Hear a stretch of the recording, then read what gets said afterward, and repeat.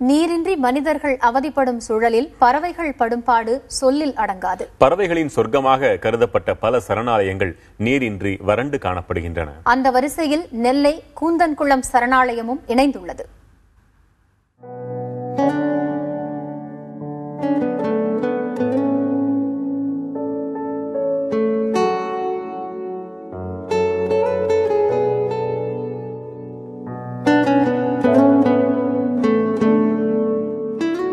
நெருப்பில் தகிக்கும் மரங்கள், வறண்டு வெடித்த நிலங்கள், நீர் தேடி திரியும் கொக்குகள்.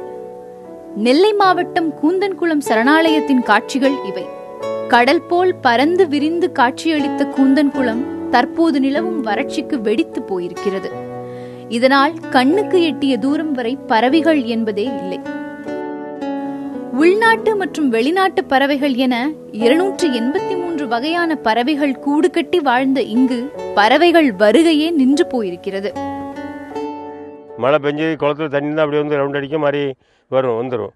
மழை இல்லைன்னு சொன்னால் வராது. அது மாதிரி தை மாதம் வராது, அப்படியே மாதிரி நின்று வரவு. இந்த பறவைகள் சரணாலயத்தில் ஆகஸ்ட் மாதம் முதல் அக்டோபர் மாதம் வரையில் பறவைகள் முட்டையிட்டு குஞ்சு பொரிப்பது வழக்கம். இதனால் அங்கு விளைநிலங்களில் நல்ல மகசூல் கிடைக்கும் என்பது அப்பகுதி விவசாயிகளின் நம்பிக்கை. தற்போது பறவைகள் வரவு இல்லாததால் விவசாயம் பொய்த்து போய்விடுமோ என்று அச்சம் தெரிவிக்கின்றனர் அப்பகுதி விவசாயிகள். சத்தம் அது கேட்டுட்டே இருக்கும். எங்களுக்கு சவுண்டு வந்து இந்த வருஷம் எந்த சவுண்டும் இல்லை, ரொம்ப அமைதியாக சைலண்டாக இருக்குது. அது இல்லாமல் மக்கள் நிறைய பார்க்க வருவாங்க. இந்த வருஷம் அந்த மாதிரி எதுவுமே இல்லை. ஏன்னா தண்ணி சுத்தமாக மழை இல்லாதனால தண்ணி இல்லை.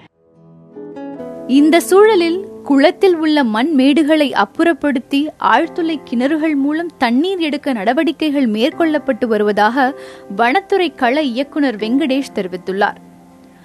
கூந்தன்குளம் சரணாலயத்தில் ஏற்பட்டுள்ள வறட்சி குறித்து அரசுக்கு அறிக்கை அனுப்பி வைக்கப்பட்டுள்ளதாகவும் அவர் கூறினார். காலச்சக்கரத்தில் மனிதனின் வாழ்வியலோடு நெருங்கிய தொடர்புடைய இந்த பறவைகளுக்கு குறைந்த அளவு நீரை தடையின்றி வழங்க அரசு முயற்சிகள் மேற்கொள்ள வேண்டும். பறவைகளை உறவுகள் என கூறி தீபாவளிக்கு கூட பட்டாசு வெடிக்காத இந்த கிராம மக்களுக்கு இதுவே மிகப்பெரிய எதிர்பார்ப்பு. புதிய தலைமுறைக்காக ஒளிப்பதிவாளர் சங்கருடன் நெல்லையிலிருந்து ரேவதி.